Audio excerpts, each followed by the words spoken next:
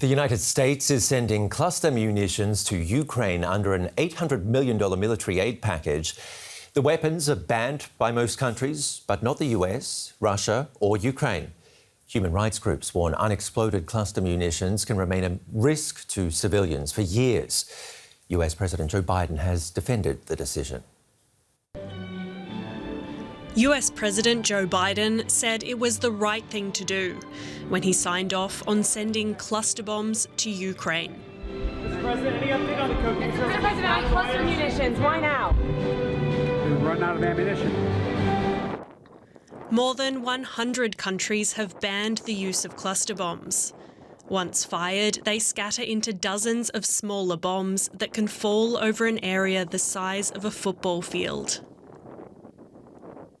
These smaller explosives often fail to detonate on impact and can pose a risk to civilians, particularly children, for years after their use.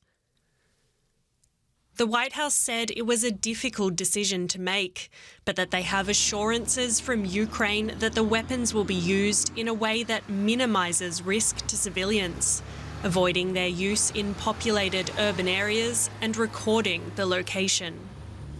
Ukraine is committed to post-conflict demining efforts to mitigate any potential harm to civilians, and this will be necessary regardless of whether the United States provides these munitions or not, because of Russia's widespread use of cluster munitions. But human rights groups and even fellow Democrats have condemned the decision.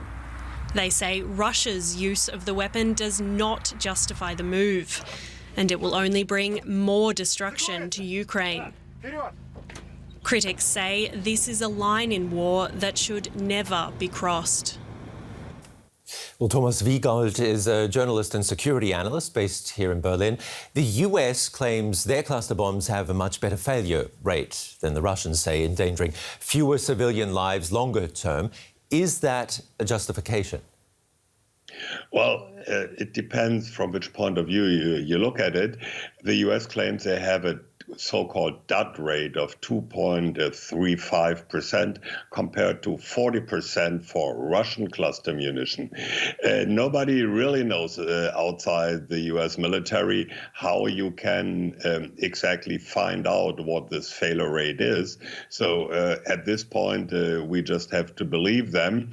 This, of course, minimizes the risk for civilians, but there still remains a risk. The other problem here, of course, is the indiscriminate nature of these weapons when they first go off. Yeah, well, that's right. But on the other hand, this applies to almost every weapon you fire in a certain direction. Ukraine has assured that they will adhere to 5 principles for the use, among other things, only using this against Russian military installations, against Russian troops, not against civilians. That's one of the main differences. As we've seen in the past, Russia has used this type of ammunition against urban areas, against civilians in Ukraine. But what's it mean for the Russian-held territories that Ukraine wants to take back? What about the people living, say, in Donbass or Crimea? That means that these areas will be subject to attacks with this type of ammunition. On the other hand, if you see the situation on the ground, the areas are heavily mined anyway. There are scattered bomblets from Russian cluster ammunition. So it sounds almost cynical, but it can't get much worse in these areas we talk about.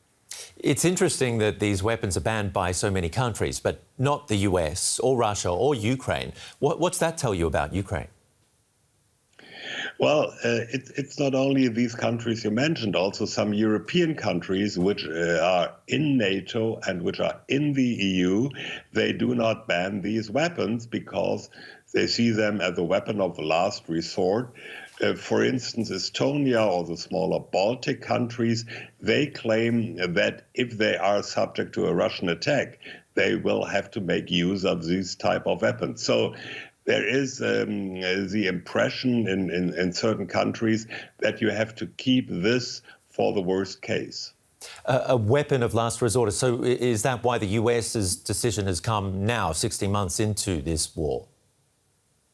Well, this decision now shows another dangerous weakness of the Western countries. One of the reasons that Biden mentioned, as well as his security advisor Jake Sullivan, is that the West is not able to speed up production of conventional munition for Ukraine. So there are shortfalls. Ukraine does not get enough artillery munition, for instance, which means that there is a kind of, as the US calls it, bridging solution until more traditional ammunition can be delivered. But Thomas, what sort of signal does that send to the rest of the world? Well, you might say it's a kind of a dangerous signal because a majority of countries in the world says these weapons are a no-go, they should not be used, and still they are. So this, of course, might open the door to have a look at all those stuff which is banned under international conventions. If you look at anti-personnel landmines, for instance, the US also has not signed the convention which bans these landmines and says we won't use them except in Korea, where South and North Korea have to be kept apart, which means some countries just reserve the right to use weapons the majority of countries think are not to be used. OK, journalist and security analyst Thomas Wiegold, thank you very much for chiming in here on DW News. Thank you.